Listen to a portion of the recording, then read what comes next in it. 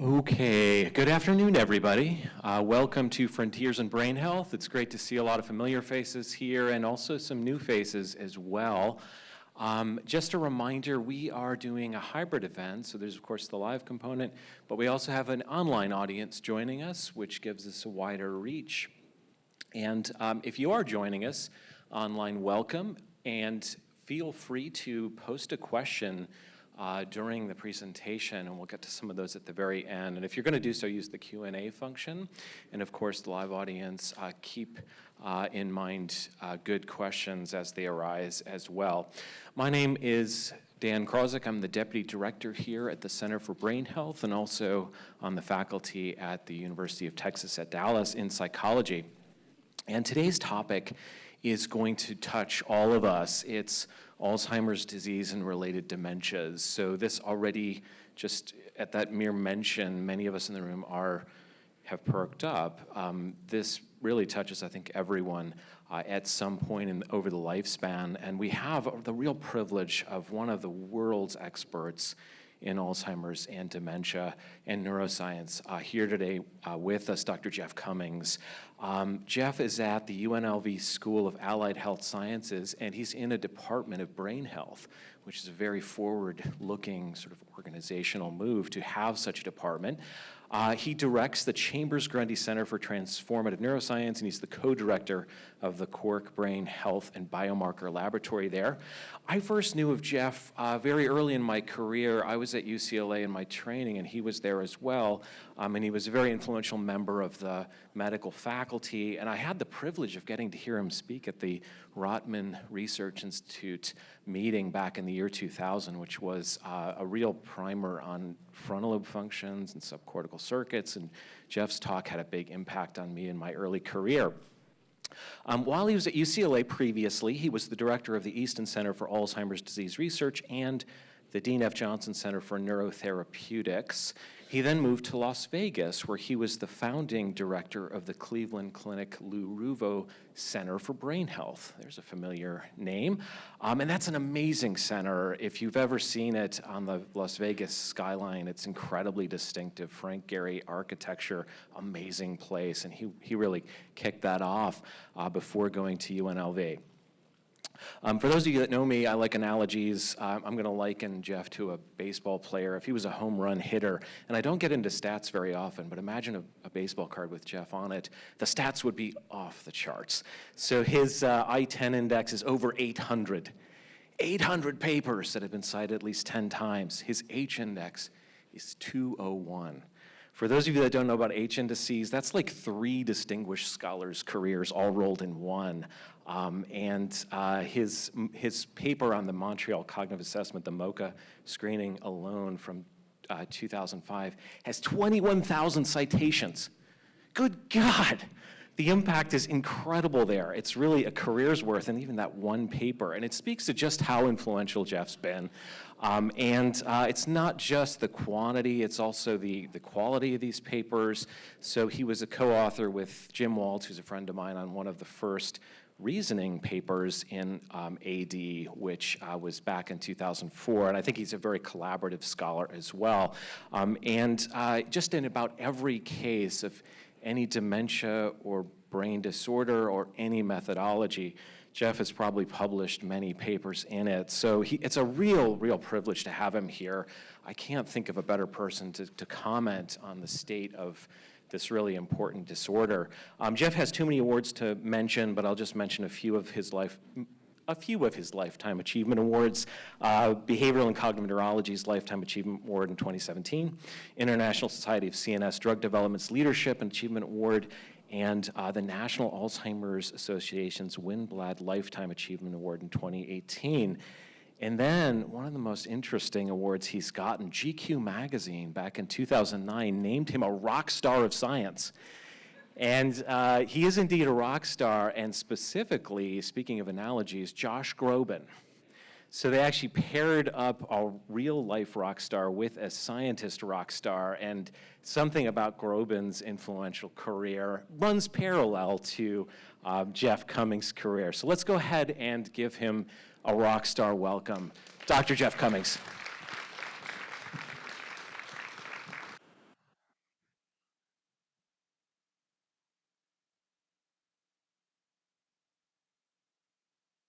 like a memory test to remember to turn your microphone on here. Thank you, Dan. That was a great introduction. It's a pleasure for me to be here. There's so much going on here that Kate and I, my wife is here. She and I did the program last night. She's a psychiatrist and also involved in brain health. But Sandy asked me to stay an extra day and to talk about our work in drug development. It is such an interesting time in Alzheimer's disease for therapeutics. So I want to present this because I'm excited about it. I'm going to talk about the drug development pipeline, what's new and what's coming. So Sandy is a cherished friend. We've been friends for several decades, and so it's really great to be here at her request and to see what she has built over this period of time and to see all of you participating in what she has done. Here are my disclosures. I consult for a lot of pharmaceutical and biotechnology companies, and that's one way that I understand the drugs that are emerging. I'm going to talk about three areas today. One is the new era of therapeutics. We've changed, we turned a corner. We have never had disease-modifying therapies in Alzheimer's disease until 2021, and now we have them. And it's complicated, and I'll try to reveal some of that complexity to you, but it's exciting because it is the first time that we have broken the code of disease modification, and it is the first step in many steps to come. I'll talk about our work with the Alzheimer's drug development pipeline and our clinical trial observatory. We run an observatory where we look at all clinical trials in Alzheimer's disease on clinicaltrials.gov, where trials must be registered by law. It's one of the few registries where it's illegal not to register if you're doing a clinical trial. And we have real-time updates, so I know if a drug is added at any time, I know right away that a drug has been added to the pipeline. So we have a lot of deep knowledge of that. And then I'm going to end by just briefly touching on the importance of biomarkers. Biomarkers are rationalizing clinical trial design and conduct in a way that they never have before. And those biomarkers are going to come into clinical practice. So in particular, we are poised at the edge of the meaningful use of the blood biomarkers for Alzheimer's disease. So just couldn't be more exciting. So a new era of Alzheimer's disease therapeutics. What does this look like? Well, here's an amyloid scan on the right. The top is first of all, a placebo patient at baseline, and then that same placebo patient 18 months later. And you can see that yellow and blue shadow is increasing because the amyloid protein is increasing in the placebo patient. In the bottom, we have a patient at baseline, and then at 18 months later, after exposure, in this case, to lecanemab or Leqembi. And in this scan, amyloid is undetectable. Undetectable. And 80% of patients exposed to lecanemab for even 12 months have no detectable amyloid plaque on the scan.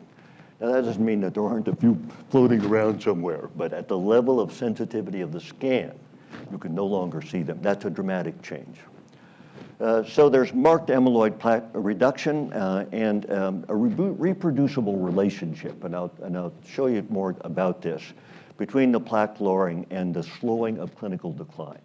And that's the relationship we want, right? We don't really care if we could lower the plaques, but the patient didn't benefit from that.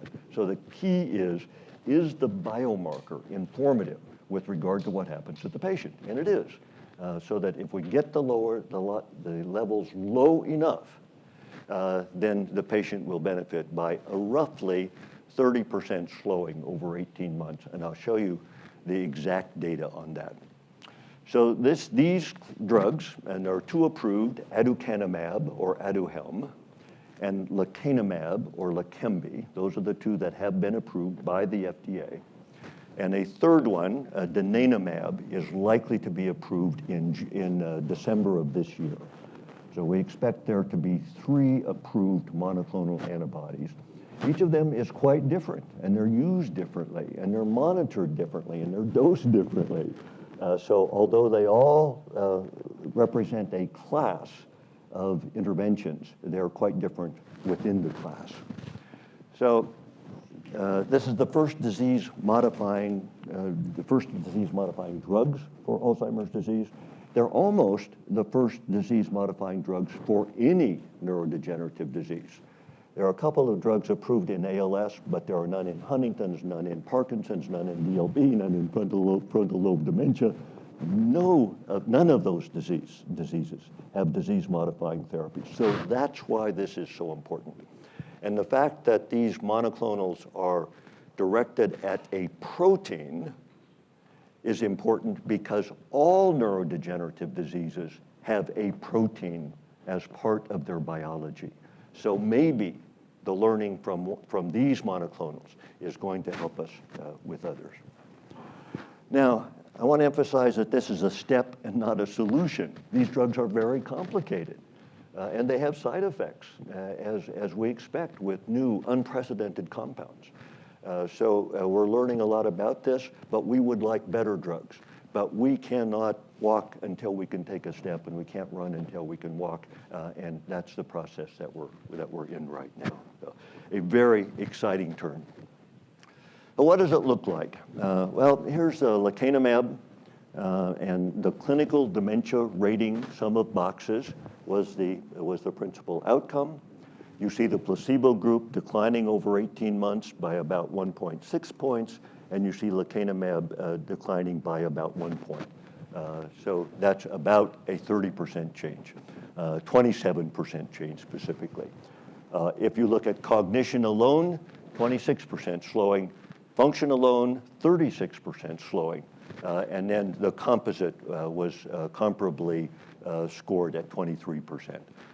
And there was a significant difference on amyloid lowering, but also on tau lowering, but not on neurofilament light, which is a measure of neurodegeneration. So we're still seeking that measure of neurodegeneration, which I think is important. But this gives you a sense of what the trial data look like. Now these are the mean data across a large number of patients. So individual patients might be doing better or might be doing worse. And that's a complexity we're trying to understand better. So again, just to show you that here's the effect on the ADAS-Cog. This is a cognitive measure commonly used in clinical trials. And here's the ADCS-ADL, a functional measure commonly used in clinical trials. So you see very similar magnitudes and very similar arrest or slowing of decline across the different tools used in the trials. Donanemab, just to give you a sense again of how similar do these drugs look in terms of the clinical trials. So this again is 18 months trial, significant difference on the IADRS. That's simply a summative measure of the cognitive measure and the functional measure. So when you add them up, you can see the benefit on the upper panel. And then the CDR sum of boxes, I wanted to show you because that's the same measure that you saw on lecanemab. So they had a very interesting strategy. They did 24 analyses. So of course the primary is first, and if you don't get the primary, you don't get to do analysis number 2. But if you get the primary, then you get to do analysis number 2. If you get an analysis number 2, you get to go to analysis number 3. And you just keep going until you're no longer hitting statistical significance. 23 out of 24 steps hit statistical significance. That's a remarkable consistency across clinical trials and tells you that this is not sort of one scale that is carrying all the weight of the benefit. This is across measures that we have embedded in the clinical trials. The slowing on the ADCS-ADL, 39%, so let's say 40%, and on the ADAS-Cog, 32.4%. So you see that most of these measures are very similar across the molecules. They're between about 30% and about 40%, depending on the individual measure. So again, the magnitude of the effect with the monoclonals is pretty similar. So here's one way of looking at meaningfulness. A question has arisen, an important one, is 40% or 30% slowing meaningful?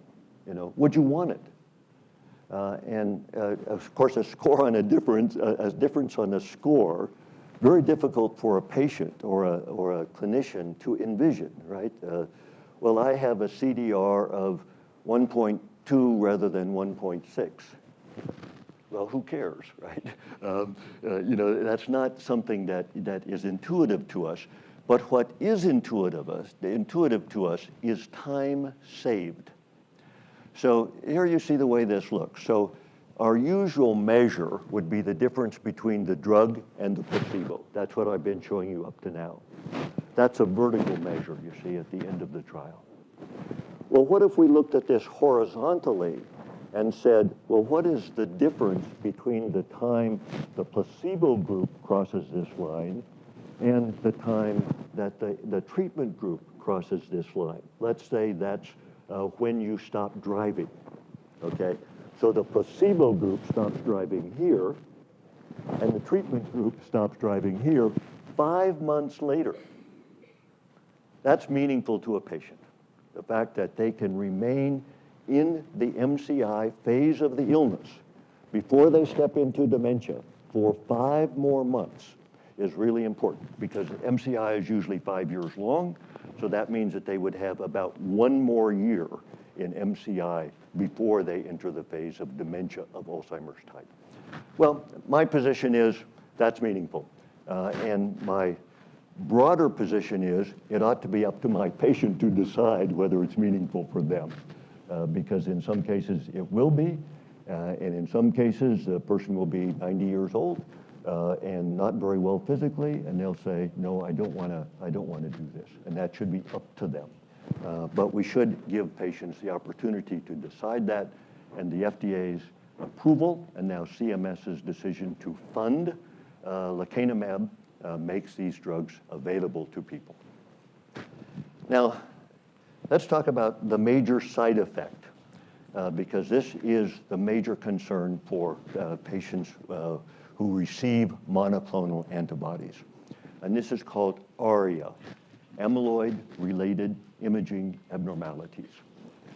And what happens, and I'll show you a little bit more about this later, as you pull amyloid out of the brain, you also pull amyloid out of the blood vessel, because there's a lot of amyloid that's being deposited in the blood vessel as well as in the brain, in the plaque.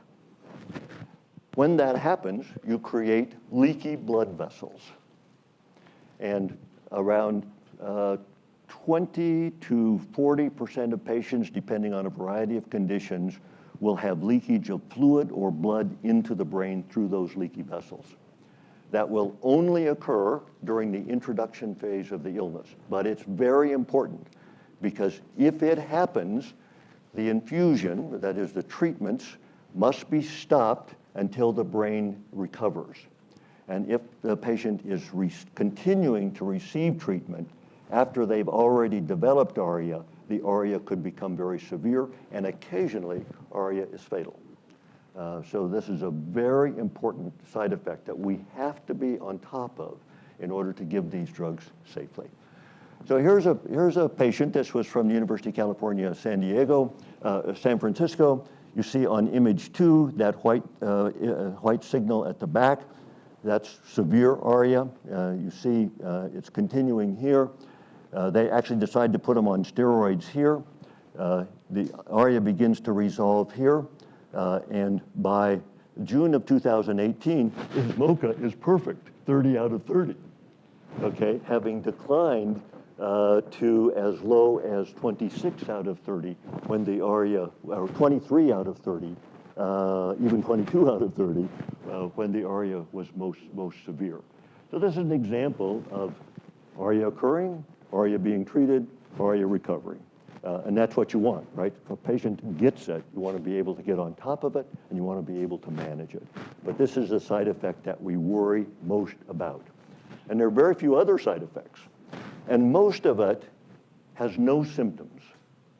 So let's say 20% of patients get ARIA, 5% of patients have symptoms of ARIA. So most of it is occurring, it's not producing any change.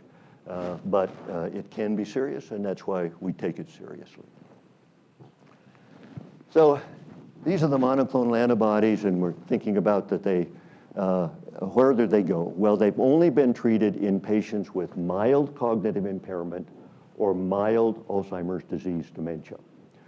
So if somebody comes in with a mini-mental of 18, so they're in moderate Alzheimer's disease, we just don't know whether the drugs work or not, because they were never included in the clinical trials.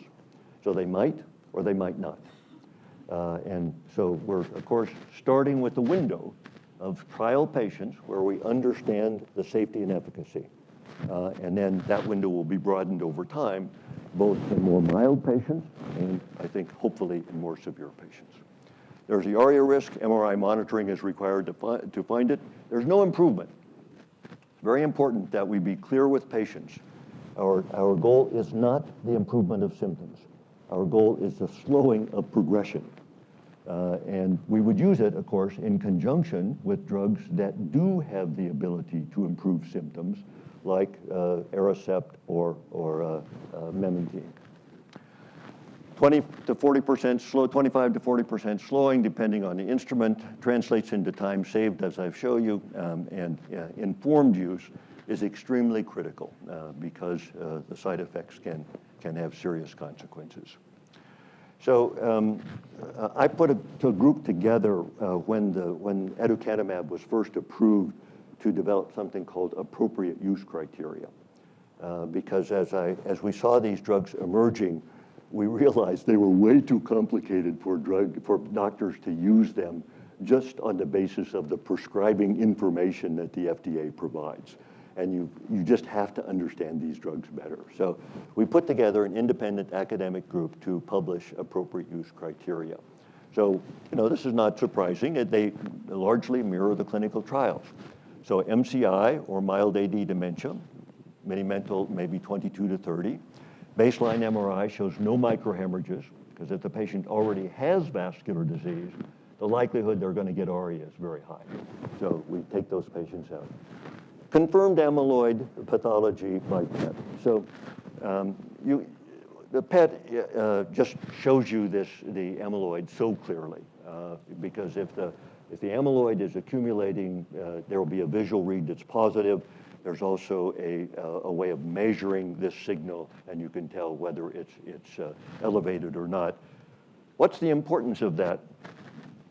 When a doc makes a diagnosis of Alzheimer's disease without amyloid confirmation, they're wrong 20% of the time minimum. The more mild the patient, the more likely they are to be wrong. I shouldn't be saying we are to be wrong, right? I'm one of these clinicians. And it just turns out that there are phenocopies of Alzheimer's disease, so they look like Alzheimer's disease, but they don't have amyloid in the brain. Well, if they don't have amyloid in the brain, you can't give them an anti-amyloid therapy and expect it to be useful. So you must confirm the presence of amyloid before an antibody is administered. And that's what amyloid PET does. You can also do it with CSF. So you can do a lumbar puncture, and as the amyloid is accumulating in the brain to give you this red signal, the amyloid is actually going down in the spinal fluid because the amyloid is being trapped in these plaques. So a low spinal fluid amyloid or a high brain amyloid confirms the presence of Alzheimer's disease. So you have to have that. If a patient has a history of immunologic disorders, bleeding disorders, or seizures, they shouldn't be started on these drugs. Does not have any condition that would compromise the understanding. I haven't emphasized the demand that these drugs make. Aducanumab and donanemab are given once monthly. Lecanemab is given every other week. These drugs are all given by infusion, intravenous infusion. So they make substantial demands on the patient and the patient's family. And therefore, it's very important that the patient and the patient's family understand that, right? They're committing themselves to something that is going to rigorously define their lives for the period of therapy. In the case of lecanemab, therapy continues as long as the patient is in the therapeutic window. In the case of donanemab, it's so fascinating. Start the drug. By 9 months, most patients have completely cleared amyloid. And at that point, you just stop the drug. I mean, why would you give more if the amyloid is gone? So the two drugs are managed quite differently in terms of the longitudinal requirements. And the patient can't be receiving anticoagulants because we think that anticoagulants increase the likelihood of hemorrhage in a patient who is on these drugs. So that's what an appropriate patient looks like. What you can see from this, that it's a pretty small number of patients who are actually going to get these monoclonal antibodies, right? Because there's only a few that are in this, well, few, meaning a couple million, that are in this window of the disease. And then there are a few that have too much pathology on their baseline MRI.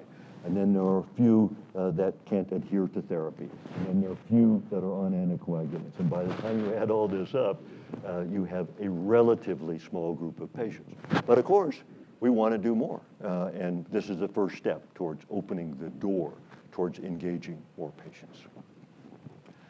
The genotyping is an important issue, and it's new to neurology.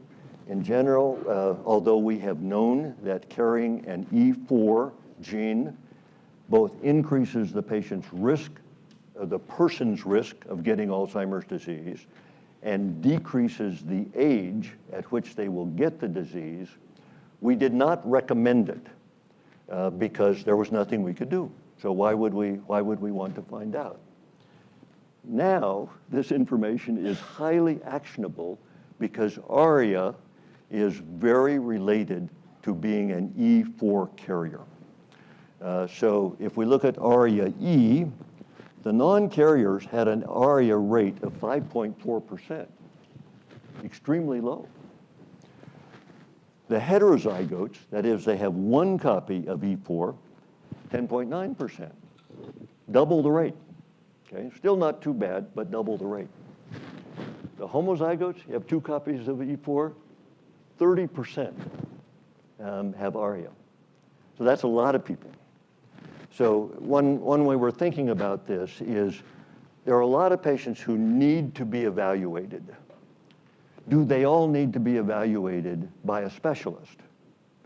Well, I think these homozygotes should be, right? Because their risk of ARIA, if they're started on therapy, is quite high. Whereas I think a general neurologist or maybe even a smart and well interested and well-trained PCP can manage these non-carriers and the heterozygotes. So we're trying to think about, well, how can we distribute the workload that is being generated by these new drugs? And one way would be to do it by genotype. So we do recommend in our appropriate use recommendations that patients be genotyped in order to understand the risk of ARIA and to have a meaningfully informed discussion about their risk of therapy. Now it's tricky because if I'm a heterozygote, then of course I may have passed this gene on to my children, right? And if I'm a homozygote, I definitely did, right? You can't not, because that's the only version of E4 that you have. So when you start genotyping people, you suddenly have transgenerational information. And you have to talk with docs about that, because they're going to have to talk with their patients about it. And this is just another sort of complexity of using monoclonals, is we have to have this information, but this information can be explosive in families. So docs must be trained to have the discussion with families. I'll just share one of my patients who was an E4 carrier, and I was having this discussion with him. He said, "You mean I infected my children?" So that's a powerful metaphor, right? I infected my children. And that's how patients may perceive this kind of interaction. So it's really important for us to get this counseling right. But we need this information, and it's new to neurology to require it.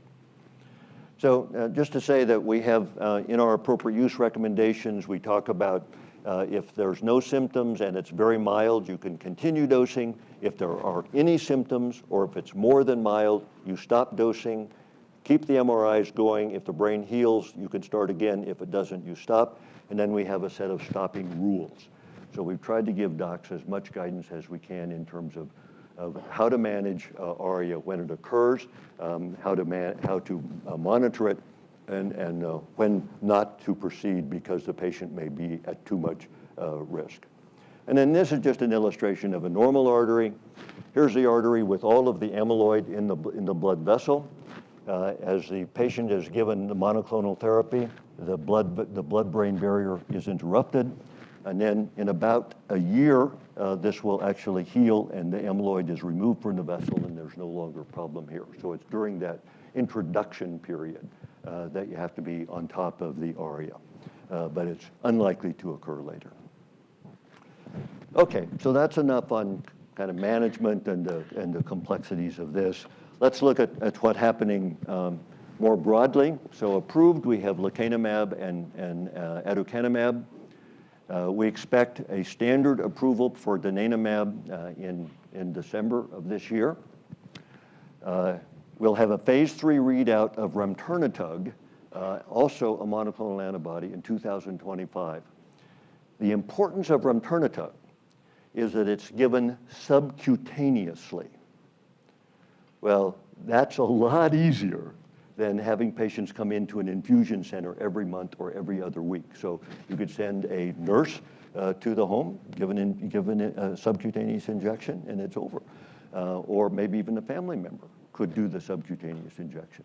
So you see already the steps are happening to transform this very complicated therapy into progressively easier ways of administering and managing the therapy.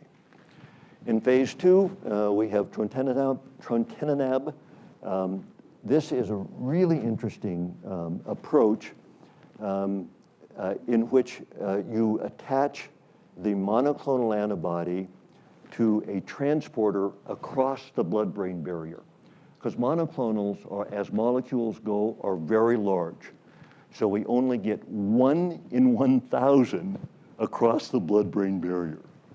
Okay, so you have 999 molecules in your venous system, and you get 1 in the brain. Well, that's not a good ratio. So what Roche is doing is working to attach the monoclonal to a transporter, and you'd be able to get 20% into the brain under ideal circumstances. Well, that's going to be a game changer. So you take this with subcutaneous administration and some advances I'll tell you about later. We're getting closer and closer to realistic use. And then in phase 1, we've got a bunch of drugs coming along. So monoclonals are certainly coming, and we're going to see more and more of them. We hope that this next phase of monoclonals is going to be even better. So it's a new era, unprecedented demands on healthcare systems, reimbursement is evolving. And in general, one of the takeaways for me is, here's an advance in science, in neuroscience, that's meaningful. And we're having trouble figuring out how to get it to patients. How do we get it into the healthcare system? Well, we really hope this is the first of many such advances to come across many diseases. So one of the things that we should be thinking about is not just how do we get donanemab reimbursed, but how do we think about incorporating advances of science into the healthcare system so that patients can benefit from it? Why else would we do it? So it's a paradox that we're having so much trouble introducing these drugs into the market. So I'll just give you a little bit about our clinical trial observatory work. This is the paper that we publish every year now for 8 years. So going on a decade in which this is all the drugs in clinical trials for Alzheimer's disease, every single one. So there's 141 drugs in 178 trials. The inner circle are all the phase 3 drugs. The middle circle is all the phase 2 drugs. Outer circle, all of phase 1 drugs. The green slice of the pie at the top, those are all biologics, that is, like monoclonal antibodies. The purple slice of the pie at the side, those are all small molecules, so you take them by mouth, but they all intend disease modification. The blue slice of the pie are drugs aimed at neuropsychiatric symptoms, a very important part of Alzheimer's disease. And the orange slice of the pie are drugs that intend to improve memory, not to slow decline, but to actually improve memory. And there's lots of interesting observations. 78% of all the treatments in the pipeline are disease modifying. So you can see that that's what we are interested in. 35% are biologics. And this is so fascinating to me. And you see that success breeds success. So we're having success in this green slice of the pie, okay? So let's look at, well, how did that influence phase 1? Well, let's look at phase 1 in general. Very few purple drugs, almost no blue drugs, 3 orange drugs, and a ton of biologics, right? Because when you decide that this is a working pathway, you start trying to move that pathway ahead through multiple drugs, and you can see it mapped out right here. You see all the people, all the companies that are coming into phase 1 in order to hit that phase 3 mark. 28% of these drugs, by the way, are repurposed. That's a really interesting part of the story. Repurposed meaning that they're already approved for some other drug, for some other disease, maybe Parkinson's disease or cancer or heart disease or diabetes. There's a lot of diabetes drugs in the pipeline. And now they're being tested in Alzheimer's disease. So those are repurposed. So it's interesting that 28%, almost, well, over a quarter of the pipeline have already been shown to be effective in some other condition.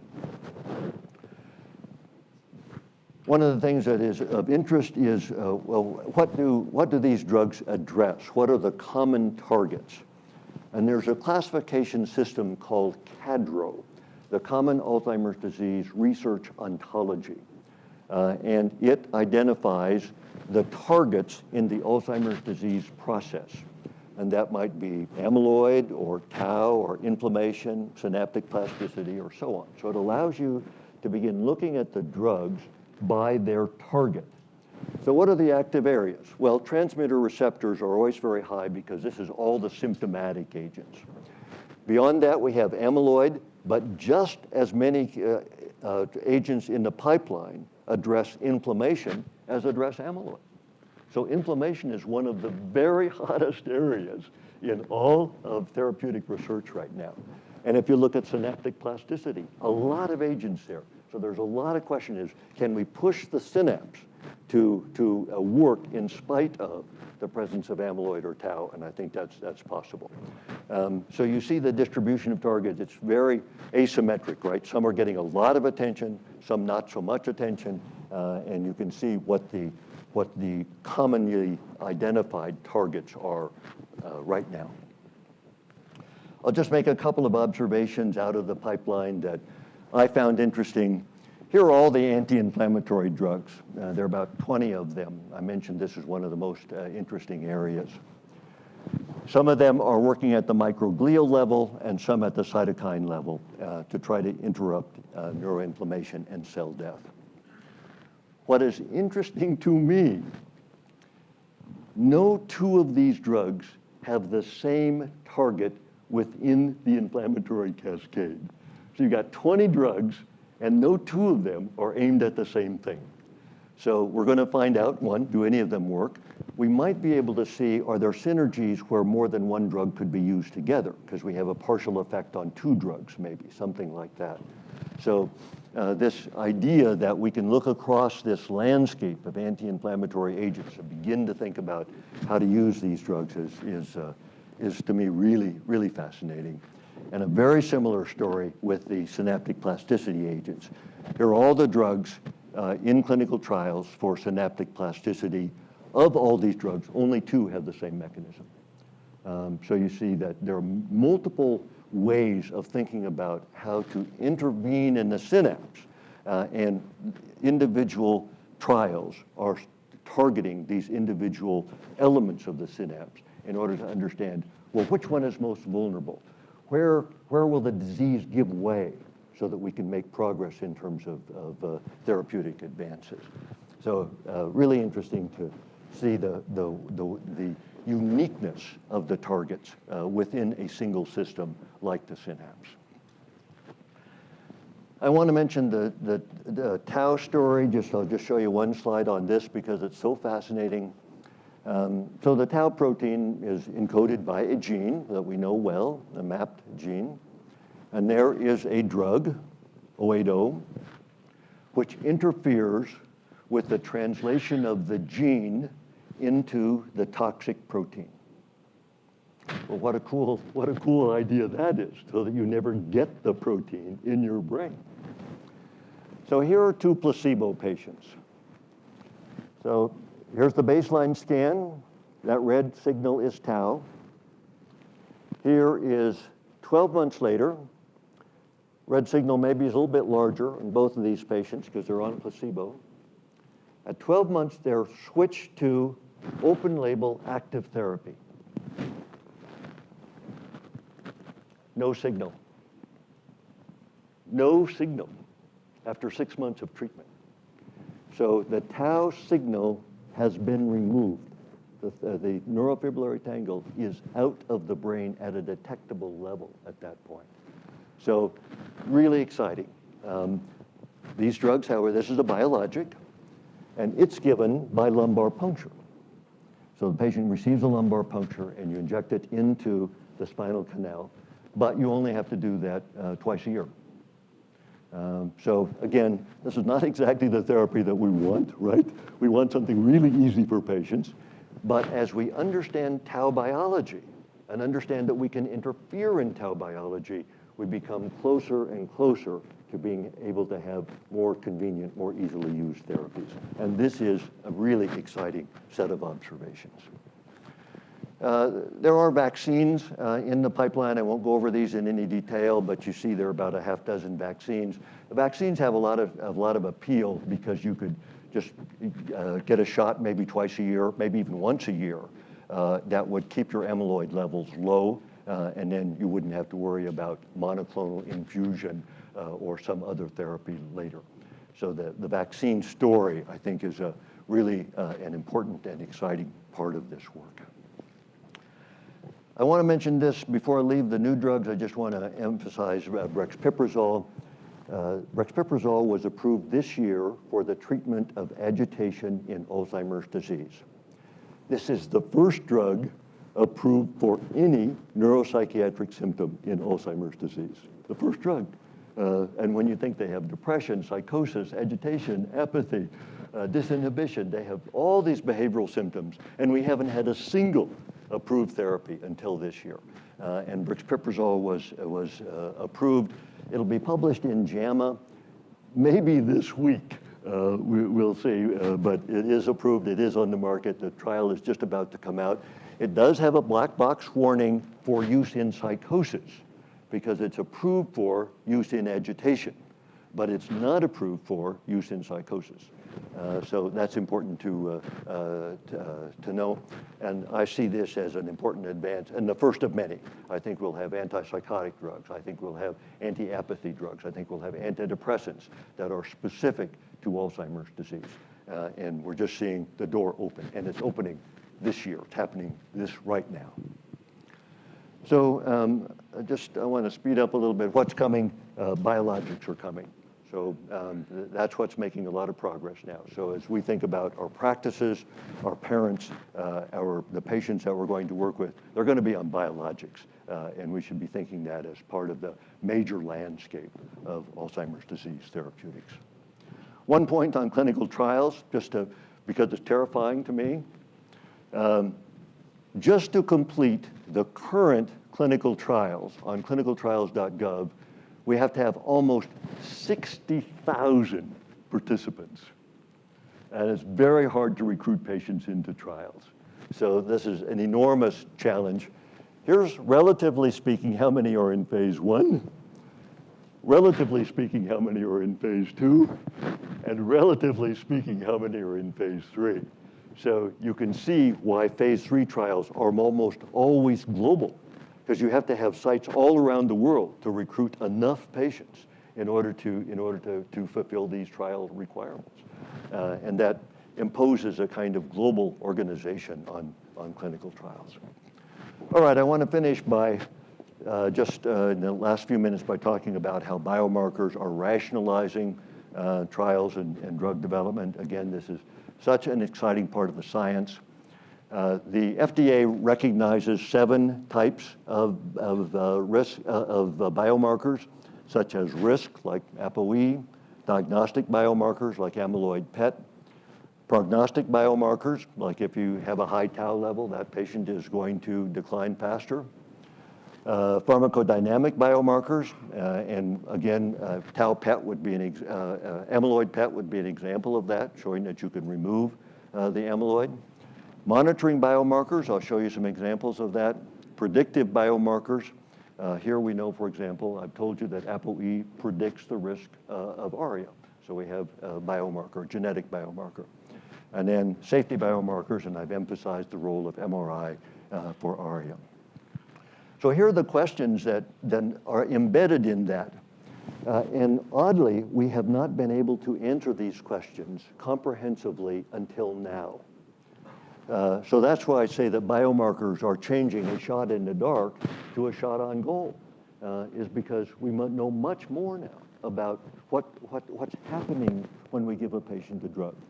So we'd like to know who's in the trial, right? Well, you can only know that if you do a diagnostic biomarker, right? We've said it'll be wrong 20% of the time if you don't do that. Well, how much will the placebo group decline? Well, for that, you've got to have a prognostic biomarker, because the decision about whether the drug is working is the drug-placebo difference. So if the placebo group does not decline, you cannot see if your drug is working. So you want to know what is the decline in the placebo group. Is my drug doing what I want? Well, you need a pharmacodynamic biomarker for that. What's happening during the course of my trial? Well, you can use a monitoring biomarker. Is the patient getting better from a biological point of view? Is my drug affecting the underlying biology? So now we have biomarkers for that. Do the biomarkers imply clinical benefit, predictive biomarkers, or clinical harm? And is my drug safe, safety biomarkers? Just imagine that we've done trials all this time without having an answer to those questions, and they're answered by biomarkers.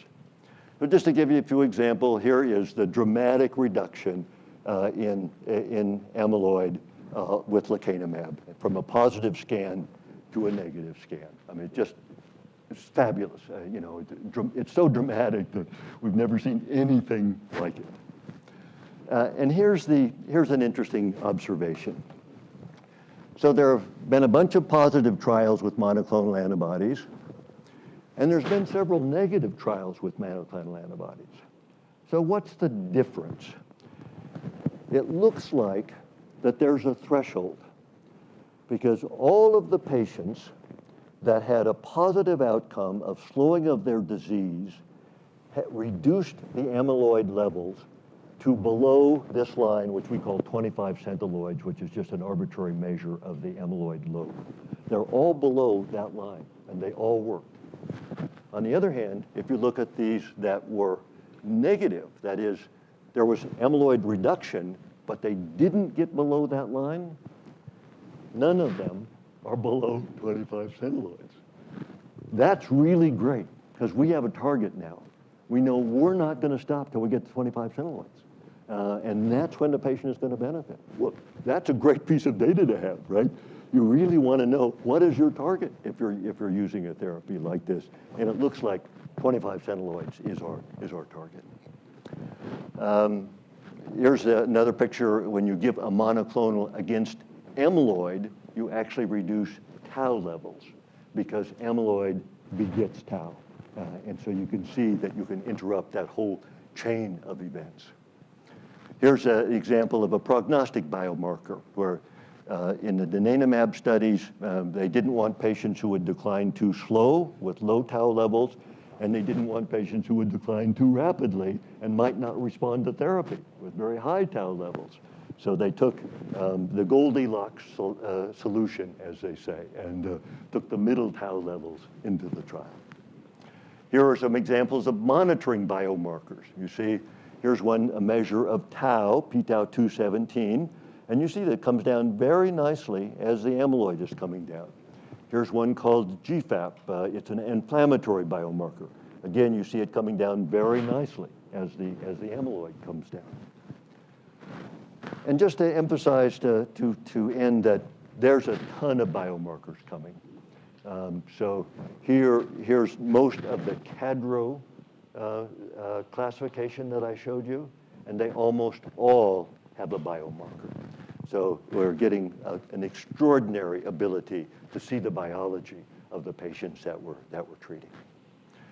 So just to summarize, this is approval of the first disease-modifying therapies and the beginning of a new era, and it's going to be a long process, right? You can see that we've started, and we have a long way to go to get to the therapies we want. Most of the drugs in the pipeline address disease modification, so we're going to get there. The pipeline has a diverse repertoire of targets. You can see that across the CADRO categories.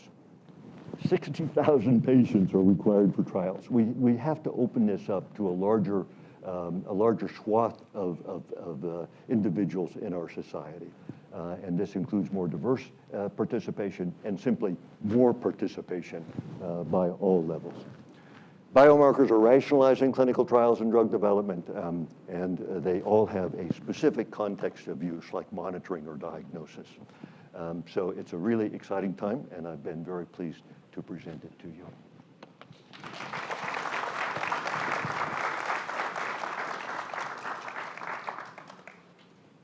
Okay, fantastic information, Jeff, and thanks so much for being here and sharing that with us. We do have time for questions, so let's go ahead and open that up now. Looks like we'll just go right here in the front. Okay. Thank you. Great talk. Question about donanemab, assuming it is approved. Do you anticipate that we'll be able to monitor with blood testing like p-tau217 for success versus amyloid PET? And would the FDA just theoretically agree to something like that? Really great question. So the question is, could we use 217 rather than amyloid PET? And I think the answer to that today is no, but I think it's coming because we're getting so much great data on 217, specifically 217, that I think it is reporting on the plaques.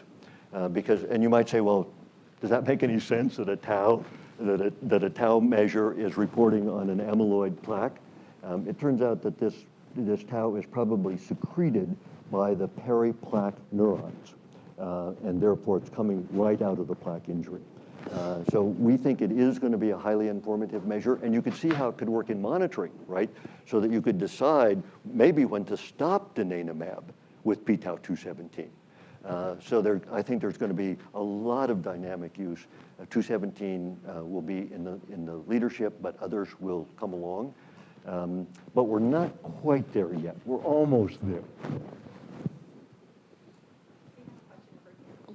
Are there lifestyle practices that your subjects use that might enhance or harm the effectiveness, like exercise, adequate sleep? To increase the effect of the drug. Is that what you're asking? Yeah. There are a whole variety of interesting sub-analyses of these data that suggest, for example, that men respond better than women to these drugs. And they suggest that E4 carriers may actually respond better than E4 non-carriers. I'm distrustful of all of those analyses because the population was not randomized based on that issue, on that variable. And they're highly subject to misleading interpretation. So I think we have some kind of directions. Nobody has looked at exercise or diet or any of the brain health things that we think should be part of this discussion. But I think we're increasingly positioned to do that. But we have to be aware of the analytic vulnerabilities of doing that as well. So is there a general consensus among practitioners that Alzheimer's can only be diagnosed with the existence of amyloid, the presence of amyloid, or is that not the case? I think it's not the case. I think this is all so new, and it's also pretty controversial. There are amyloid deniers who would like to say that amyloid is not an important part of the disease. But every piece of evidence that I can see point to the importance of amyloid. And there was reasonable grounds for doubt, but I think these drugs actually validate the importance of amyloid. Because if you remove it, the patients get better. Right? I mean, that's validation from my point of view. But I would say that there's not a community consensus. And I had a call earlier this week with the European regulators who will have to look at this drug for approval in Europe. They're very skeptical about it. So it's not only kind of the general population, it's people who have a lot of authority to make decisions about these drugs as well. Jeff, after the 18 months and you've stopped the monoclonal antibody treatment, how quickly does amyloid come back? And is it faster? And also symptoms, the 30% reduction? Yeah, really great question. Thank you. Thank you for coming today, too. It looks like if a patient gets below detectable levels, it's about 3 to 4 years before they will get up to detectable levels. So there's a pretty good window in there in which they will not have high amyloid levels.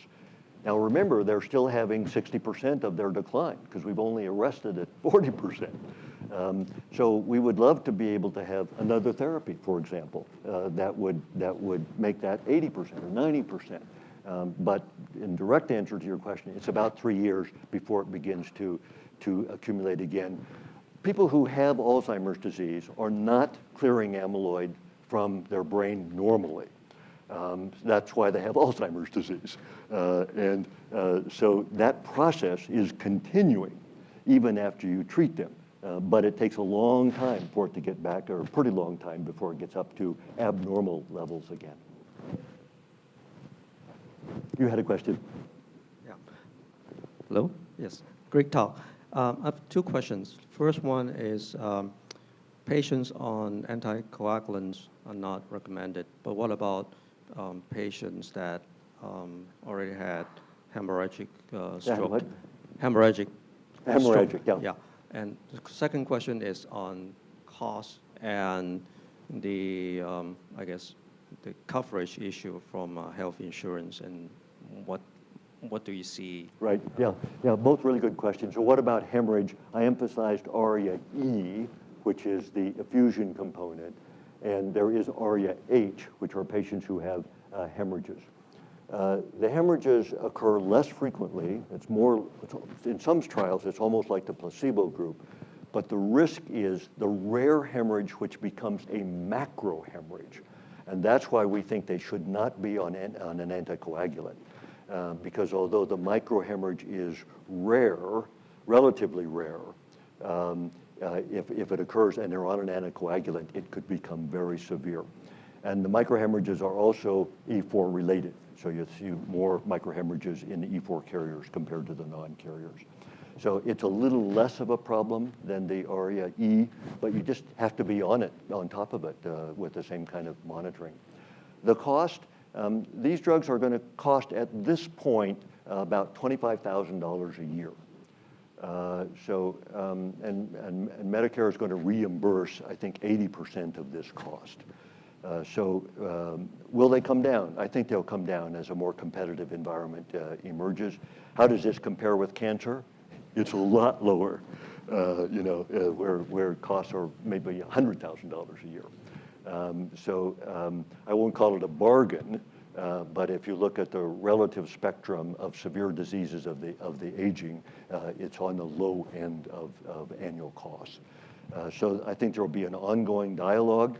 I think the medical community has to step up and figure out how to use these drugs, and the pharmaceutical community has to step up and say, we're going to make these available at a reasonable cost. I think this has to be an interchange between all the stakeholders who are involved in this. Okay, we're nearly to the hour. I wanted to ask one clarification. You talked a lot about the ARIA, and I was curious about the detection of it. So you had mentioned it doesn't really have symptoms, and people are getting these infusions either biweekly or every month. How does one detect it, and how often are they trying to measure for it? Yeah, really great question, and I wasn't clear on that. The way the monitoring is done, you usually get an MRI, depending on the drug, let's say every 3 months. So there's baseline, 3 months, 6 months, 9 months, you're watching for ARIA, okay? That's how you would know it occurred. But there's 5% of patients who are symptomatic. So if somebody comes in and say, Doc, my husband is complaining of a headache and that never happened before, that patient's going to get an MRI because that's the most common symptom of ARIA is headache. So you're doing two things. You're doing a standard monitoring on a routine schedule, and you have trigger symptoms that say, well, this might be a symptomatic case of ARIA, and I'm going to find out right now because I need to stop this drug. All right, let's thank Dr. Cummings once again, and thanks so much for being here.